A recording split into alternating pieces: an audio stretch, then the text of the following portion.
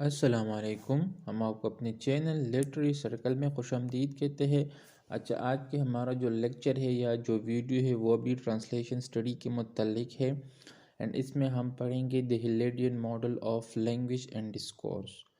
So before discussing this model हम ये जानना चाहेंगे कि जो ट्रांसलेशन स्टडी है उस इस फील्ड में जो डिस्कोर्स एनालिसिस है वो 1990s में इंट्रोड्यूस हुआ या इस्टेब्लिश हुआ।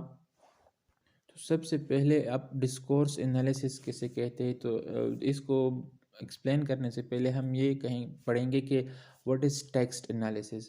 तो जब आप किसी टेक्स्ट की एनालिसिस करते हैं या उसको देखते हैं कि किस तरह एक टेक्स्ट वर्क करता है, तो आप जस्ट ओनली उसकी जो सेंटेंस स्ट्रक्चर है या ग्रामर है या उसमें जो कोहेजन एंड कोहेरेंस है उसको आप देखते हैं कि किस तरह ये टेक्स्ट ऑर्गेनाइज है on behalf of these parameter.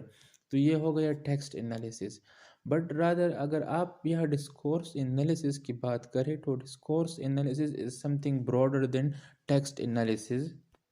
इसमें टेक्स्ट एनालिसिस भी आता है और इसके अलावा जो आप देखते हैं कि एक जो डिस्कोर्स है या जो टेक्स्ट है वो फंक्शन किस तरह करता है, उसमें जो स्ट्रक्चर यूज़ हुए है, उसमें जो जॉनरा यूज़ है, उसमें जो रजिस्टर यूज़ हुआ है वो किस तरह फंक्शन करता है एंड वो किस तरह लिंग्विस्टिकली या ग्रामरली वो एडिक्वेट है या इनफ है कि वो एक फंक्शन परफॉर्म कर सके, कि किस तरह एक लैंग्वेज मीनिंग कम्युनिकेट कर सके एंड वो एक पावर को या एक सोशल स्टेटस को वो शो कर सके। तो ये हो गया डिस्कोर्स एनालिसिस। अब डिस्कोर्स एनालिसिस में जितने भी मॉडल पेश हुए हैं उन सब में से सबसे ज़्यादा जो पहला मॉडल था या आपके लिए जो ज़्यादा इफ़ेक्टिव मॉडल था वो था हिलेरियन model of language and discourse. इस मॉडल को पेश किया था माइकल हेलेडे ने। एंड ये मॉडल जो बेस्ड है या इस मॉडल को जब हेलेडे ने बाद में ख़ुद कहा कि it is called systemic functional linguistic. इस मॉडल को ये बेस्ड भी है इस सिस्टमिक फंक्शनल लिंग्विस्टिक पर और इसको कहा भी जाता है सिस्टमिक फंक्शनल लिंग्विस्टिक मॉडल भी इसे कहा जाता है। तो इसका मतलब ये है कि जो ग्रामर है या जो एक लैंग्वेज का या एक टेक्स्ट का या एक कम्युनिकेशन का जो स्ट्रक्चर है वो किस तरह सिस्टमिकली फंक्शनली एडिक्वेट है और वो किस तरह एक फंक्शन को वो परफॉर्म करता है।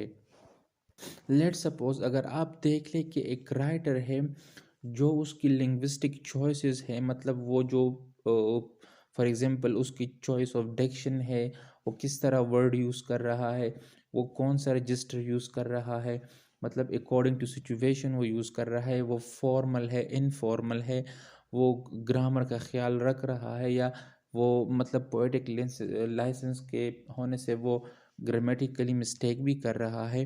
तो इन सारी चीज़ों को आप देखते हैं कि ये किस तरह फंक्शन करते हैं एक मैसेज को, एक आइडिया को डिलीवर करने में। एंड देन आप इसको रिलेट करते हैं एक टेक्स्ट के फंक्शन को in a broader and wider socio culture framework में।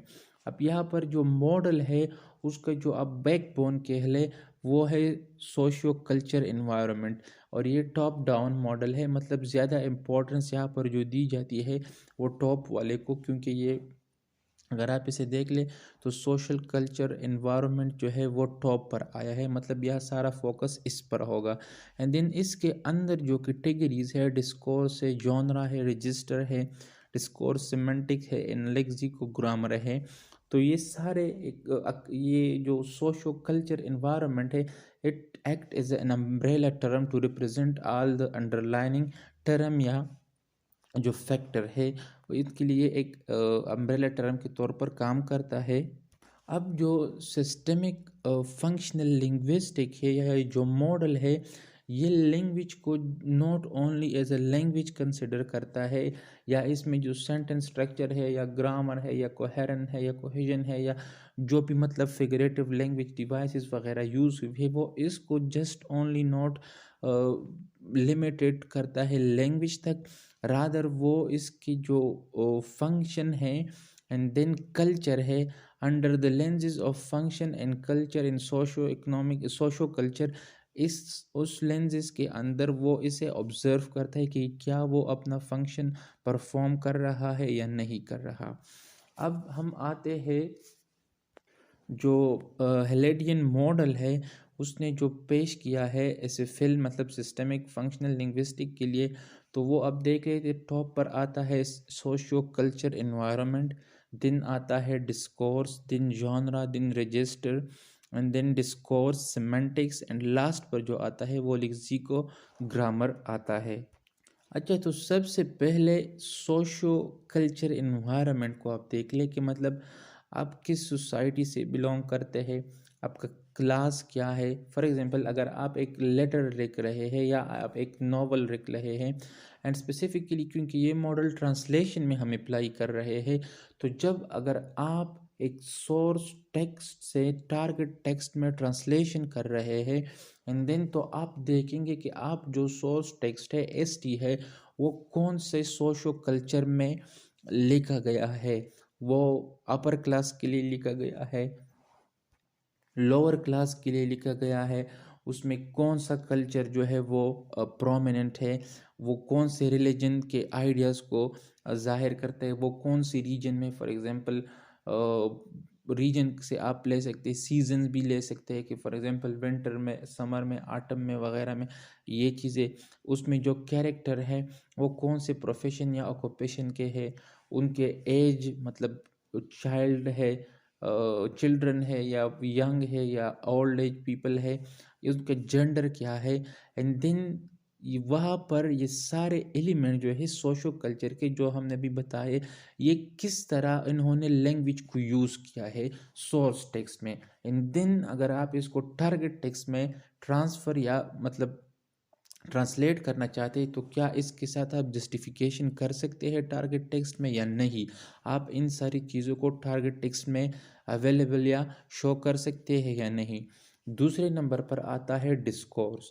अब डिस्कोर्स किसे कहते हैं, तो डिस्कोर्स तो सबसे पहले हमने बयान किया, लेकिन यहाँ पर अब जो लिंग्विस्टिक कंटेंट है या सोशो लिंग्विस्टिक कंटेंट है एक टेक्स्ट का या कम्युनिकेशन का या लैंग्वेज का, तो आप उस लिंग्विस्टिक कंटेंट को किस तरह टारगेट टेक्स्ट में प्रेजेंट करना चाहते हैं।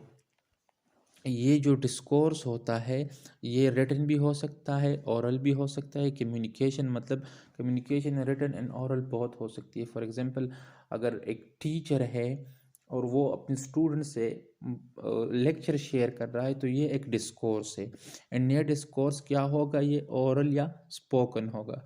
एंड नेक्स्ट, अगर कुछ स्टूडेंट है उनका एग्ज़ाम है, वो हॉल में बैठे हैं एंड देन वो अपना पेपर अटेम्प्ट कर रहे हैं, तो उनका उन स्टूडेंट्स का और इन एग्ज़ामिनर का या जो पेपर चेकर है उनका डिस्कोर्स क्या होगा, वो रिटन होगा, क्योंकि स्टूडेंट्स ने रिटन में अपना जो मैसेज है या कम्युनिकेशन है वो कन्वे किया है, जो चेकर है वो भी उसे रिटन में ऑब्जर्व कर रहा है, चेक कर रहा है। और इनका जो सोशो कल्चर होगा वो क्या होगा, वो इनका एग्जामिनेशन हॉल होगा, वो इनका रिलेशन होगा, टीचर एंड स्टूडेंट रिलेशन होगा, तो ये इनका सोशो कल्चर होगा और डिस्कोर्स इनका रिटन होगा।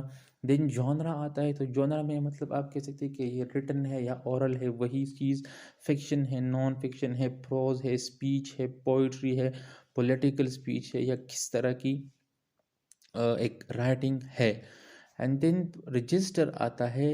रजिस्टर में आप ये भी कह ले कि रजिस्टर फॉर एग्जांपल आप बैठे हैं एक हाई कोर्ट में, या फॉर एग्जांपल आप एक कोर्ट में बैठे हैं, तो वहाँ पर आप जो वर्ड यूज़ करेंगे, जो टर्मिनोलॉजी यूज़ करेंगे, वो सारे लॉ के मुतल्लिक होंगे जो कोर्ट्स में इस्तेमाल होते हैं। नेक्स्ट, अगर आप किसी हॉस्पिटल में बैठे हैं, तो वहाँ पर जो डिक्शन या टर्मिनोलॉजीज यूज़ होंगी वो सारी बीमारियों या मेडिकल डिक्शन यूज़ होंगी।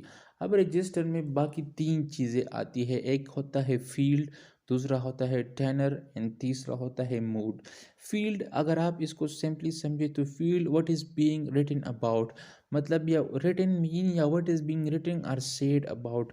फॉर एग्जांपल जो किस चीज़ के मुतल्लिक कहा गया है या किस चीज़ के मुतल्लिक लिखा गया है। लेट सपोज आप एक सोर्स टेक्स्ट को ले ले और वो एक्सप्लेन कर रहा है सिचुएशन ऑफ वर्किंग क्लास, तो आप वर्किंग क्लास की सिचुएशन एक्सप्लेन कर रहे हैं तो वो किस तरह की विकेबलरी यूज़ कर रहा है वहाँ पर। एंड देन नेक्स्ट चीज़ जो है वो है टेनर, मतलब रिलेशनशिप बिटवीन लैंग्वेज यूज़र। वहाँ पर जो लैंग्वेज यूज़र है, फॉर एग्ज़ाम्पल उस नावल में या प्ले में जो कैरेक्टर है वो उनका आपस में क्या रिलेशन है, क्या वो एक नौकर है और एक उनका मतलब एम्प्लॉई या एम्प्लॉयर है, या वो दोनों नौकर है, या वो दोनों मतलब मैनेजर है, या वो दोनों अपर क्लास से है, या किस तरह के वो दोनों वो जो टू पीपल कम्युनिकेशन कर रहे हैं वो फीमेल है, वो दोनों मेल है, या वो दोनों चिल्ड्रन है, या बस children and child and old age वाले हैं। तो ये सब चीज़ें आप टेनर में देखते हैं, relation between the language user. Next चीज़ जो है वो है मूड।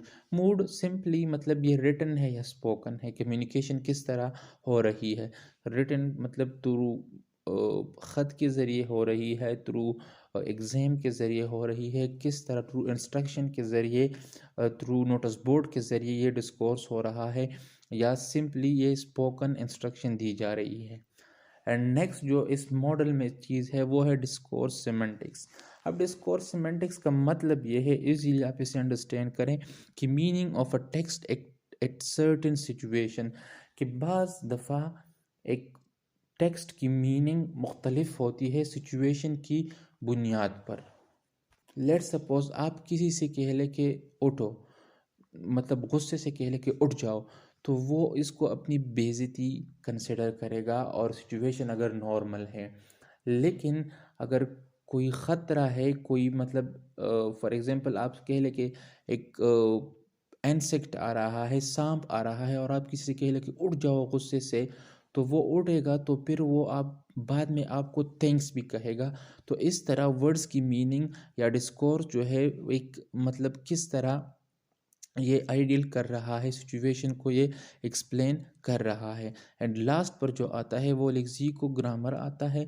लेक्सिकल स्ट्रक्चर होते हैं, मतलब कि ऑथर है उसने सोर्स टेक्स्ट में किस तरह लेक्सिको ग्रामर यूज़ किए हैं, एंड आप एक ट्रांसलेटर टारगेट टेक्स्ट में उसे किस तरह यूज़ कर रहा है, वो स्ट्रक्चर किस तरह यूज़ कर रहा है, सिंपल स्ट्रक्चर यूज़ कर रहा है या कॉम्प्लेक्स स्ट्रक्चर यूज़ कर रहा है, वो जो वोकेबलरी यूज़ कर रहा है वो प्लेन है या टेक्निकल है, या एक मतलब कॉम्प्लेक्स वोकेबलरी यूज़ कर रहा है। तो ये सारी चीज़ें आती है लेक्सिको ग्रामर में, आप देखते हैं इसमें।